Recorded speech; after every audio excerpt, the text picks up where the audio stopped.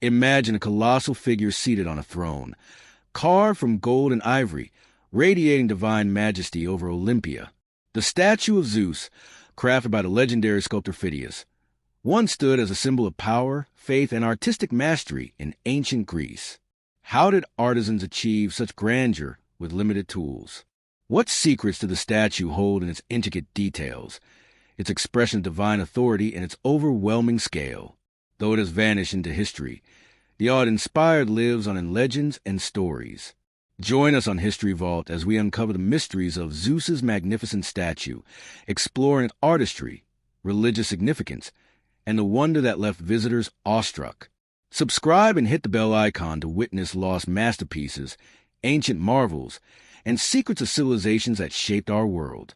Some wonders crumble, but the legends endure eternally. The sun rose over the hills of the Peloponnesian Peninsula, casting its golden light upon a sanctuary that had been sacred for centuries. In the heart of Olympia, surrounded by olive groves and the steady murmur of the Alpheus River, stood a temple unlike any other. This was no ordinary shrine. It was a house built for the king of the gods himself, Zeus the Thunderer, the ruler of Olympus. And within its marble columns, resting on a throne of unimaginable grandeur, was a vision so divine that it would be remembered as one of the greatest wonders the world had ever seen. The statue of Zeus. Crafted in the 5th century BCE by the master sculptor Phidias, the statue was a miracle of art and devotion. It towered over the temple hall, so tall that even seated, Zeus's head nearly brushed the ceiling. Imagine stepping into that vast chamber, the scent of burning incense drifting through the air, the flicker of oil lamps casting shadows on the polished marble floor, and there, illuminated in a soft, almost otherworldly light, the figure of Zeus, not merely a sculpture, but a presence. His face was calm yet commanding, the eyes deep and knowing, as if they could see into the heart of every pilgrim who entered. The god was seated on an elaborate throne made of cedarwood, inlaid with ivory, ebony, and precious stones. Scenes of myth and legend were carved into it. Gods and heroes locked in eternal struggle, beasts of fantasy stalking the edges of the divine seat. In his right hand, Zeus held a small statue of Nike, the winged goddess of victory, as though offering triumph to those he favored. In his left hand, he gripped a scepter topped with an eagle, the bird of the gods. His robe, made not of fabric but of carved gold, shimmered in the lamplight, each fold catching the glow in a way that seemed almost alive. And yet, it was not merely the size or the wealth that made the statue extraordinary. It was the way Phidias had captured something beyond human, a majesty that could not be faked, a power that seemed to radiate from the ivory flesh and golden drapery. People came from every corner of the Greek world to see it. Athletes who competed in the Olympic Games would enter the temple before their contests, bowing their heads before Zeus, seeking his blessing. Philosophers, poets, and kings traveled to Olympia not just for sport or politics, but to stand in awe of this godly vision. For the ancient Greeks, this was not merely a statue. It was Zeus himself made manifest, the bridge between heaven and earth, and to stand before it was to stand in the very presence of the divine. It is said that the statue was so breathtaking that even the Roman historian Strabo noted its overwhelming beauty. Others wrote that the sheer scale and artistry could make a man forget the troubles of the mortal world. The sculptor Phidias himself was rumored to have drawn inspiration from Homer's descriptions of Zeus in the Iliad, where the gods' mere nod could shake Olympus. Yet, perhaps the most haunting detail of all was the fate of the man who made it. Not long after completing the statue, Phidias was accused of impiety and corruption. He died in prison, never knowing that his creation would live on for centuries as one of the most celebrated works of art in history. But time is never kind to the works of men. The temple of Zeus endured earthquakes, political upheaval, and the slow erosion of years. For centuries, the statue remained, its beauty undimmed, its presence undiminished. Even when the Greek world fell under Roman rule, the statue was cherished, eventually being moved to Constantinople to protect it. Yet fate had other plans. A fire swept through the city in the 5th century A.D., and the great Zeus, the ivory, the gold, the cedar, was lost to the flames. All that remains now are fragments of description, scattered coins of its image, and the enduring legend of a god who once sat upon a throne in Olympia, gazing down at all who dared meet his eyes. Today, when we walk among the ruins of Olympia, there is no trace of that towering figure. The columns of the temple lie broken, the stones weathered by time and rain. And yet, if you close your eyes, you can almost hear the whispers of ancient pilgrims, feel the cool shadow of the great hall, and see, rising before you, the calm and mighty face of Zeus, a vision of power, beauty, and divinity that the world will never forget. The legend of the statue of Zeus did not live only within the temple walls. It became a symbol woven into the very fabric of Greek culture. Every 4 years, the Olympic Games drew thousands to Olympia, not just for athletic glory, but to witness the divine gaze of Zeus. For the athletes, standing before the statue before a competition was more than ritual. It was a silent oath. They would look upon the god's serene yet powerful face and promise themselves that their bodies and spirits would reach for perfection, just as Phidias' chisel had reached for the divine. It was said that in the quiet moments of the games, when the crowd noise faded and the air hung heavy in the heat, the temple doors would open and a shaft of sunlight would fall upon the statue's golden robe, igniting it into a blaze of light. Pilgrims swore that at such moments, the god himself was speaking through light, reminding mortals of his presence and power. Some even claimed to hear the faint rustle of his robe or feel a subtle tremor in the ground beneath their feet. Of course, skeptics dismissed these as tricks of light and imagination, but for the faithful, there was no doubt Zeus was alive in that hall. The process of creating such a masterpiece was itself a feat of devotion and genius. Phidias worked not in solitude, but surrounded by skilled craftsmen, each one chosen for their mastery of a specific art: ivory carving, gold inlay, wood shaping, stone setting. The ivory that formed Zeus's flesh had to be soaked, softened, and meticulously fitted into place, each piece polished until it seemed to glow from within. The gold sheets that draped over his form were hammered so thin they could catch even the faintest glimmer of lamplight, yet they retained a richness that never dulled. The throne alone was a tapestry of myth and craftsmanship, panels depicting the trials of Heracles, seen from the Trojan War, and images of gods locked in their eternal dance of power and rivalry. And yet, this artistry was not merely for beauty's sake. In the ancient Greek world, the divine demanded perfection. To honor a god like Zeus required not just skill, but purity of purpose. Before entering the temple to work, artisans underwent rituals of cleansing, bathing in the sacred waters, and offering prayers. The tools they used were treated as sacred objects. It was as though every stroke of the chisel, every polished surface, was part of an offering, an act of worship rendered in gold and ivory. As the fame of the statue spread, so too did its influence. Poets wrote verses inspired by its majesty. Philosophers debated whether human hands could truly capture the essence of a god, and travelers recorded their awe in detailed accounts. Even foreign dignitaries, unfamiliar with the Greek pantheon, left Olympia humbled by what they saw. To them, it mattered little whether Zeus was real. The statue itself was proof that human beings could aspire to something greater than themselves. But in the shadow of its grandeur, there was also a darker truth. The cost of maintaining such a wonder was immense. Gold and ivory required not only wealth but constant care. The warm, humid air of Olympia was not kind to organic materials, and temple priests were tasked with oiling the ivory to prevent it from cracking. Seasonal floods from the nearby rivers sometimes threatened the sanctuary, and earthquakes, common in Greece, posed a constant danger. The priests knew that even the gods' houses could fall to the will of nature. There were also whispers of omens. Ancient writers tell of strange events: birds refusing to perch on the temple roof, lightning striking near the sanctuary, and once, a great storm that shook the very foundations of Olympia during the games. Some took these as warnings from Zeus himself, displeased by some forgotten offense. Others believed it was merely the earth reminding mortals of their fragility. Whatever the truth, the statue endured, unmoved and unbroken, its calm gaze unshaken by the passage of time. Then came the Romans. Unlike many conquerors, the Romans held deep respect for Greek art and culture. When they took control of Greece, they left the statue in place, recognizing its value not only as a religious object, but as a treasure of human achievement. Roman emperors visited Olympia, marveling at its beauty, and some even claimed to have dreamed of Zeus speaking to them, offering counsel or warning. The statue, in a way, transcended its origin, no longer just a Greek god, but a universal symbol of divine authority. Yet nothing lasts forever. By the late Roman Empire, the old gods were losing their grip on the hearts of the people. Christianity was rising, temples were falling silent, and once sacred places became ruins. The statue of Zeus, though still revered by some, stood in a world that no longer believed in the thunder of Olympus.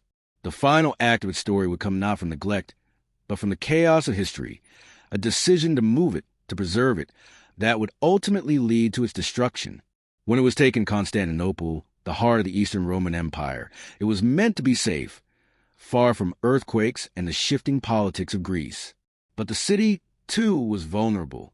In the great fire that swept through the imperial capital in the 5th century, the gold melted, the ivory burned, and the cedar throne turned to ash. What had been one of the wonders of the world was reduced to smoke and memory.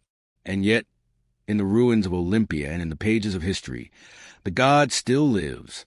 The temple may be broken, the statue gone, but the vision of Zeus seated in his golden majesty continues to inspire, a reminder what human hands can create when guided by devotion, and how even the greatest works can be claimed by time.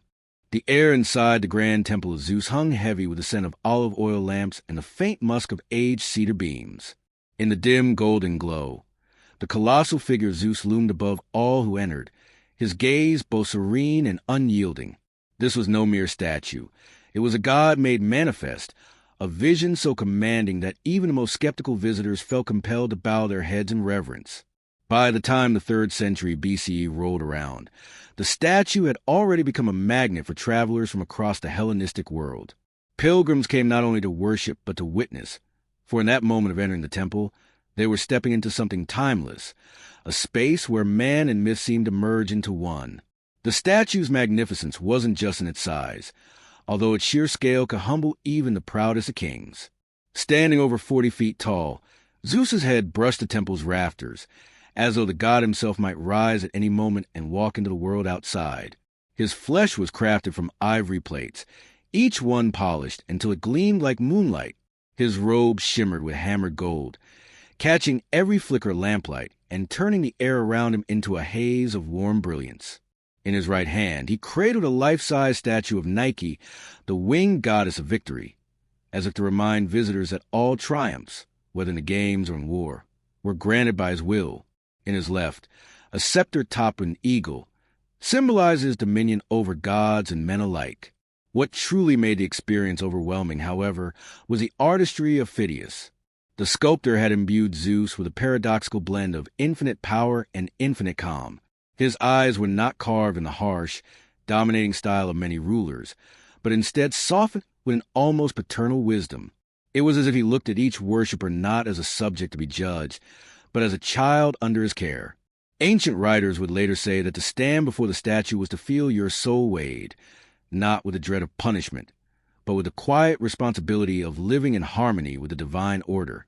The third act of the statue's life was its golden age, when the Olympic Games were at their height, and the temple became the heart of the Greek world. Every 4 years, the sanctuary transformed into a vibrant hub of culture, politics, and religion. Athletes would swear their oaths before Zeus, pledging to compete honorably.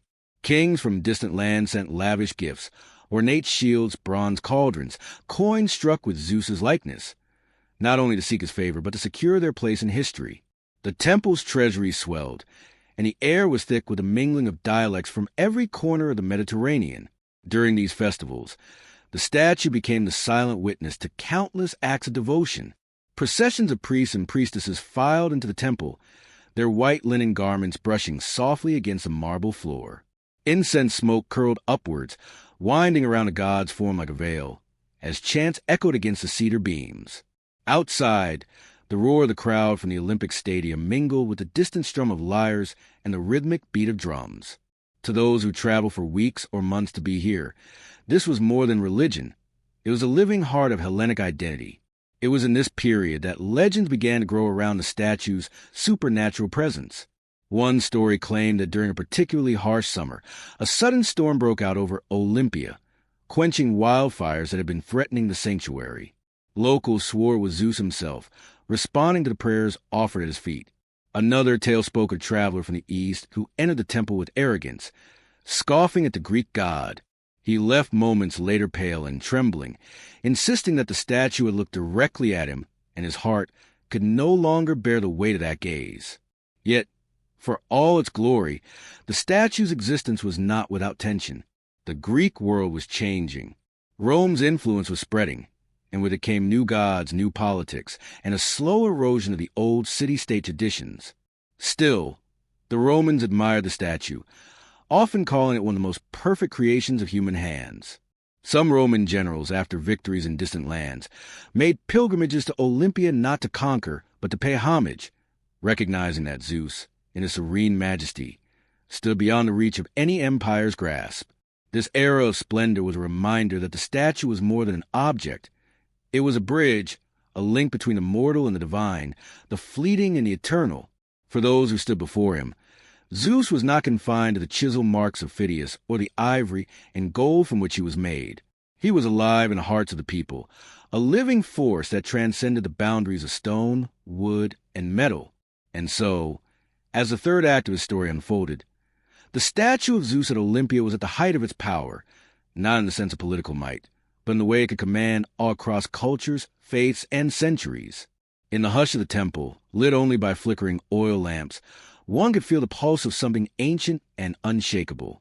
Here stood Zeus, not as a figure of myth or a relic of history, but as an enduring presence, watching, waiting, and reminding all who enter the sacred balance between man and the divine.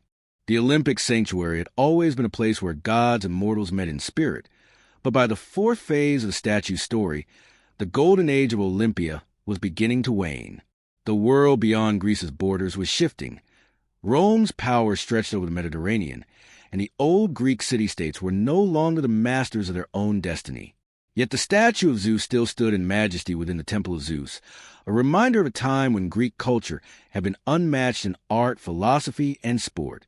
Pilgrims still came from far lands to gaze upon it, bringing offerings, whispering prayers, and leaving with stories that would echo in their own cities for years to come.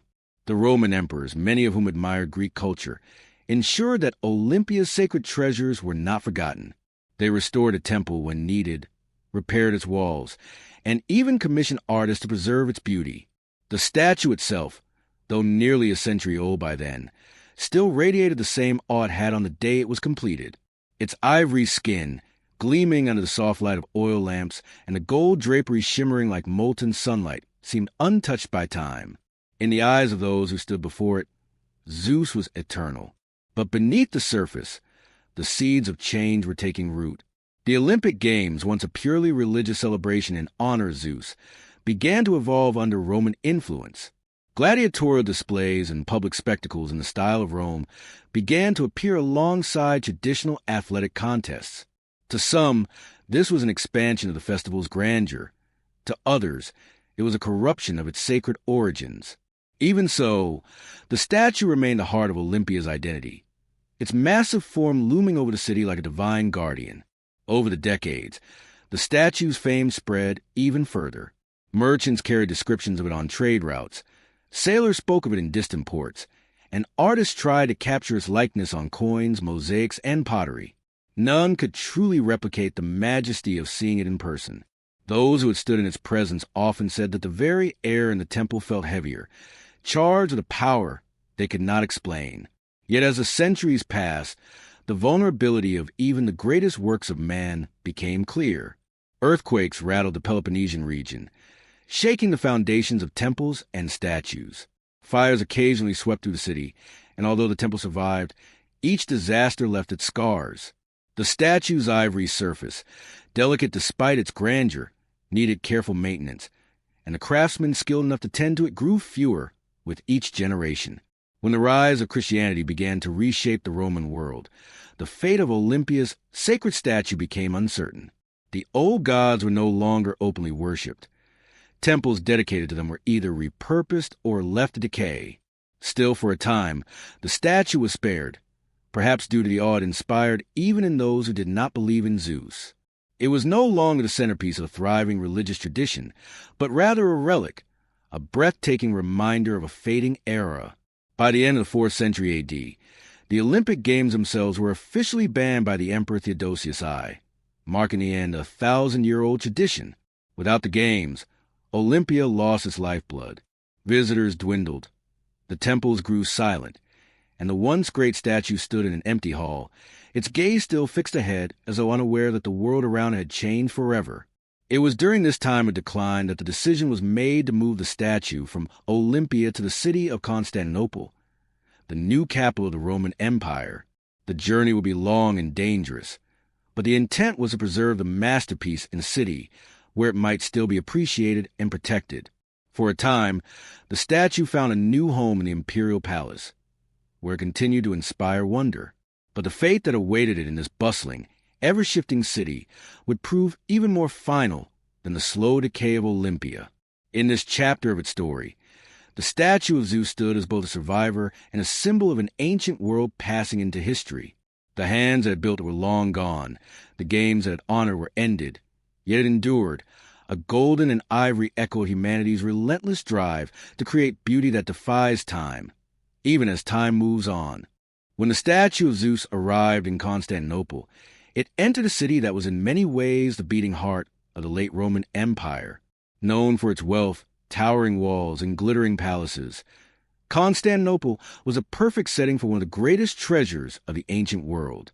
The statue was placed within the lavish halls of the imperial palace, away from the decaying ruins of Olympia, and here it dazzled a new audience.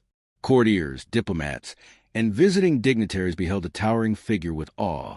To them, it was not merely a representation of an old god. It was a monument to the artistry and genius of the Greeks, a tangible connection to an age of cultural supremacy that even the mighty Romans revered. For a brief period, the statue enjoyed a second life.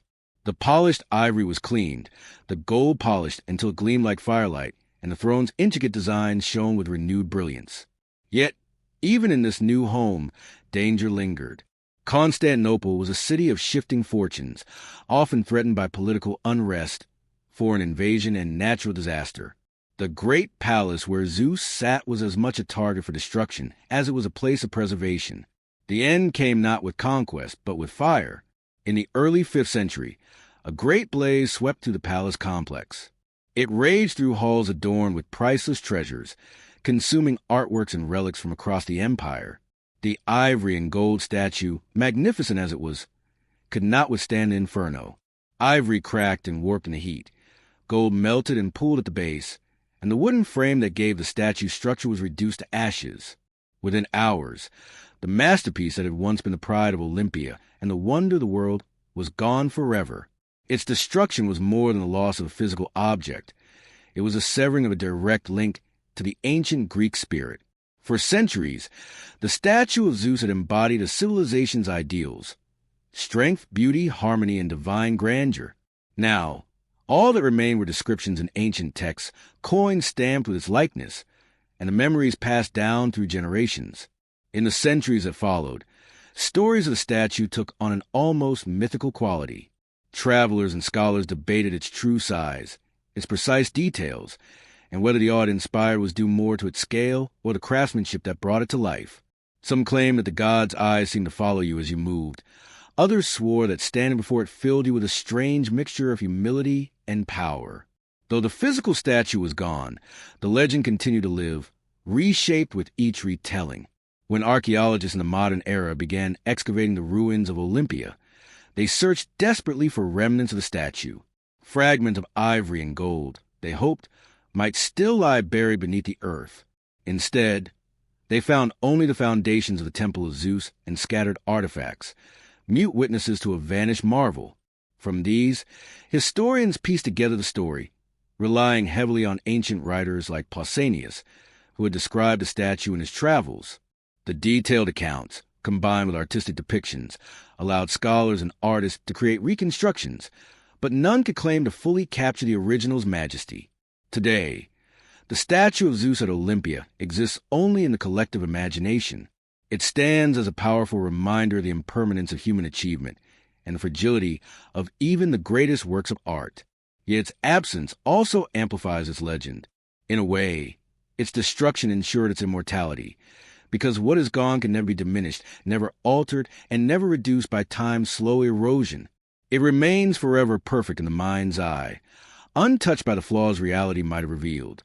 In the grand tapestry of history, the story of the Statue of Zeus is one of creation, glory, survival, and inevitable loss. It is a chapter in the larger saga of the seven wonders of the ancient world, most of which met similar fates. Together, they remind us that the monuments we build, no matter how vast, no matter how beautiful, are temporary. But the inspiration they spark, the desire to create something that transcends ordinary existence, is eternal. And so, even though the statue no longer stands in a temple or a palace, it still lives on in every artist who dreams of shaping something magnificent, in every architect who dares to think on a monumental scale, and in every historian who feels a pull of the past. Zeus may have returned to the realm of myth, but the artistry of Phidias, the devotion of the Greeks, and the awe of countless pilgrims remain etched in humanity's memory. The fires of Constantinople may have taken the statue of Zeus, but they could not burn away its place in history. From the sacred grounds of Olympia to the imperial halls of the Roman capital, it had already achieved what all great wonders do. It had become eternal, not in form, but in story. And as long as that story is told, the king of the gods will continue to sit upon his throne, gazing out over a world still captivated by the beauty and brilliance of the ancient past. The statue of Zeus at Olympia may have been lost, but its grandeur echoes through time. It was more than a statue. It was the embodiment of faith, artistic genius, and human ambition, inspiring generations to reach beyond ordinary limits. If the story of Zeus captivates you, subscribe to History Vault and hit the bell icon. Discover ancient marvels, explore the hidden secrets of civilizations, and step into a world where art, religion, and ambition created wonders that still resonate today. The statue may be gone, but its legacy remains immortal.